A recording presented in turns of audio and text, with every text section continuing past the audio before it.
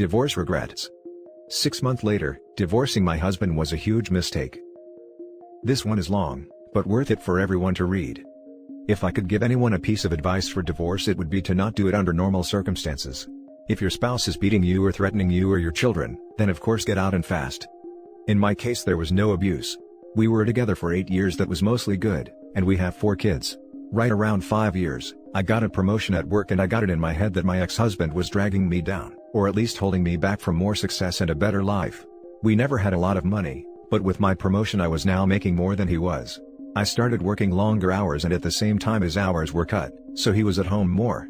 I really began to resent him, because he was home and because he got to spend time with our kids. Most nights when I got home, they were already getting ready for bed if not already sleeping. After a few months of my new job, it was clear to me that things were not going well at home without me there. Some nights, the dishes weren't done when I got home, or the kids hadn't eaten, or whatever else I could think of to be mad at him about. It really didn't matter. He kept saying that he would try harder, but that it was hard being home all the time. That always made me really mad. For the next couple years things kept getting worse. My hours weren't any shorter and his were on and off full time. There was no convenient time for him to be working full time because of my hours, but we also needed the money. Whenever he would tell me that he could get extra hours, I would always complain, and the less hours he worked, the more I complained that he wasn't bringing in enough money. Whenever he brought up the contradiction, I would tell him that he needed to figure it out. I knew that it would bother him, so I started saying that a lot and for everything that I could. I really started to resent him and I pulled away from him. I knew that it was hurting him, but I didn't care. If he didn't want to be hurt, then he would at least try to make me happy. I used that same thing to justify when I started to talk to another guy at work. I thought he was just a friend, but talking at work turned into texting at home and then pictures and videos, and then trying to sneak some alone time with him. I knew that it was wrong, but it made me feel so alive, and my husband had not made me feel like that in years. I was tired of being unhappy and I was doing this for me. The worst was the night that I came home at a reasonable time and found that he had cleaned the whole house, cooked the whole family dinner and picked out a movie for all of us to watch together. This would have made me swoon a couple years earlier, but that night I couldn't even look at him and I pretended to be sick. I spent the rest of the night in bed while he waited on me and checked on me and even made me different food and brought it to me in bed. It made me feel terrible, and then it made me angry that he made me feel that way, and by the end of the night I was texting with the other guy. Over the next month or two from that night it did not matter what he did. He was wrong just for breathing most days. He would get so upset with how I was treating him, and I would just wait and egg him on into losing it because I knew it would happen eventually. After most of the fights we had, he would apologize for whatever I told him he did wrong, if there even was something, but I never did. I would usually find a way to make him feel even worse. I knew that I was right because he was wrong, and that was all that mattered to me. I even pretended that I didn't care when he found out about my relationship with the guy from work. It really destroyed me inside to see him holding back tears, but I wasn't going to let him see that. He was at his weakest, and that was when I chose to tell him that I wanted a divorce. I could almost hear his heart shattering inside his chest. He talked and fought, and said that we could work through it together. I really wasn't interested in fixing our marriage, but I mostly ended things with the other guy, but only because I knew I could get it back if I wanted it. I could see that he was trying, and occasionally I would let him know, but for the most part I kept being a huge witch to him for any and all reasons that I could think of. I'm not sure how much more the man could have done to make me happy, besides finding a job that paid enough for me to not have to work at all. He said that he was looking, but looking and finding are two different things. It was around this time that I discovered this group and a few others. I started posting things about him, from my perspective only, and I got so much positive feedback for how I was feeling, that I knew I was right. The more I posted the more validation that I got. It wasn't just me who knew that ex-husband wasn't worth keeping around. I had the whole internet telling me how terrible he is. I started saying awful things to him and even outright ignoring him. I was so confident with mine and everyone else's opinion that I contacted a lawyer, and within a couple weeks had filed for divorce. I continued to use this site and a couple others to validate my feelings and for encouragement to go through with it, and finally it was done. It went pretty smoothly. Ex-husband didn't ask for much besides to not get divorced and to try to work it all out. I didn't care about that though. He was broken, but I was free. I could do whatever I wanted, without having to feel any guilt or answer to anybody. It was an amazing feeling of freedom. It didn't last long though. In the first month after he moved out, I missed garbage day 3 times. There was also rarely a single clean dish and the laundry sat in piles, so long that I had to start doing the sniff test to see if it could be worn again. I also never saw my kids more miserable. My oldest had seen some of the messages from the other guy months earlier, and she knew that ex-husband still wanted to try to work it out. It didn't take her long to stop talking to me at all, except to say that she wanted to go to ex-husband's house. The others all told me that they wanted to live with ex-husband too. I did my best to try to make them happy, but I ended up just buying them toys all the time and the happiness only lasted minutes. I also was having a lot of trouble with work. Being alone, I couldn't work all those extra hours that I was expected to. I finally gave in and started calling ex-husband to watch the kids. He would always come over as soon as he could, and he always asked me if I needed anything. When I would get home, I would find clean dishes and laundry and even dinner sometimes. He would never say too much after I got home. He would just say to call him if I needed anything and leave. One night he took out the garbage and brought it to the curb, because it was garbage night and I forgot again. He always looked so sad when it was time to go. Finally, after a couple months my friends convinced me to go out on a date.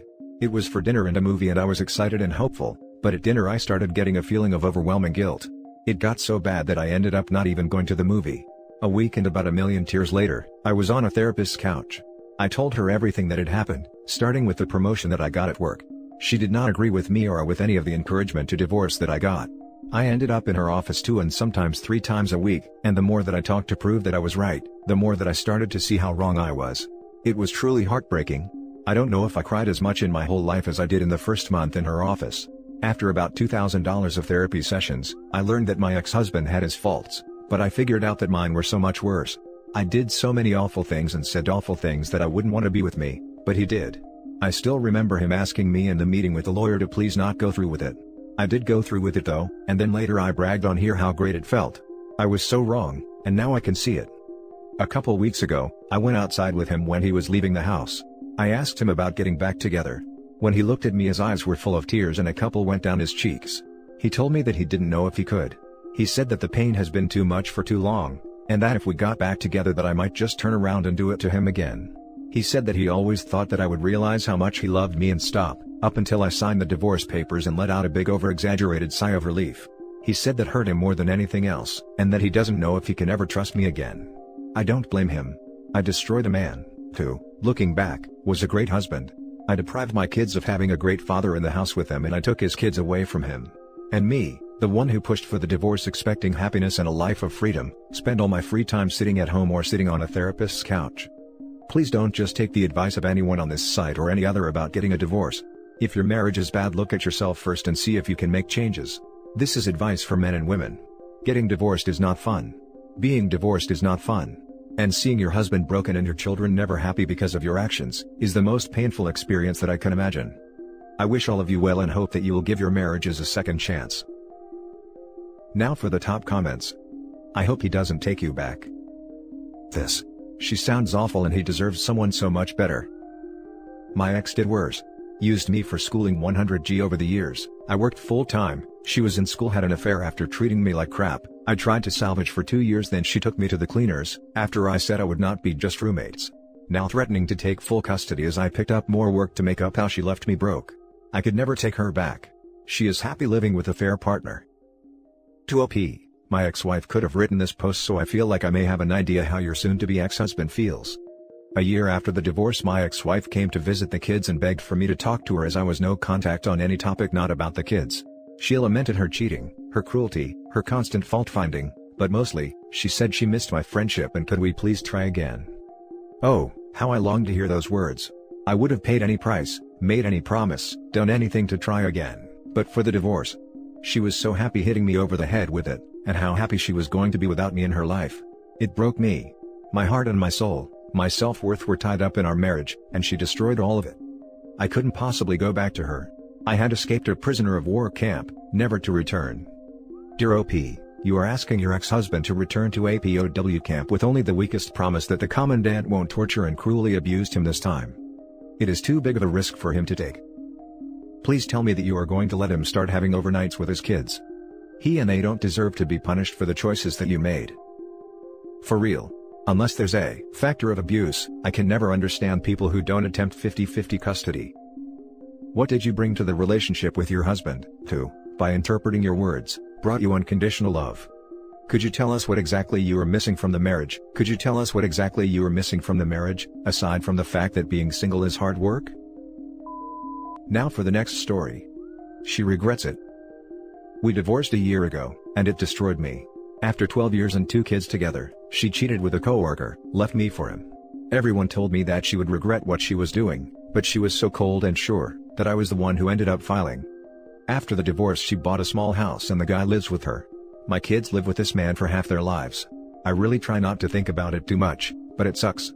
I have a girlfriend I met soon after the divorce and we've fallen in love, so I stopped thinking about the ex very much. Then a few days ago I get a call from her, which is strange because we barely talk. She was asking if I was happy, saying that she has no family or support network here. She's unhappy. She missed us being a family.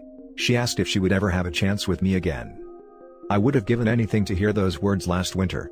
I wanted so badly to save my family. But I've moved on, and I'm never going back. I told her no. I told her that I would always be there to help with the kids. It hurts to know she's suffering, to know she completely messed up her life for this a-hole, but I'm done. The hardest thing to let go of is wanting to take care of her, and even now I just want her to be okay. Now for the comments. Wow, that had to be tough to hear. There had to be a small part that was satisfied to hear she admitted she screwed up, yet all the pain you went through and now you've moved on. Makes you think if she wouldn't have screwed up, you'd see your kids every day. My situation is similar. She cheated with a coworker, I divorced her, we split time with the kids. The guy's still in the picture. I'm still healing, haven't found anyone, I'm not ready for that. I've been asked if I'd take her back if she admitted how bad she screwed up. The answer is no. There were too many things that were said and done for me to forgive, and there's no way to ever trust her again. You would think that I'd feel some satisfaction, but all I felt was sadness and pity for where she is at. She's pretty much trapped with this guy as he's her support network now. She probably can't cover the mortgage and bills without his help. She sees that I'm doing so much better post-divorce. I got really fit. I have a beautiful girlfriend and moved to the city. She knows she threw away a good thing for a crappy thing.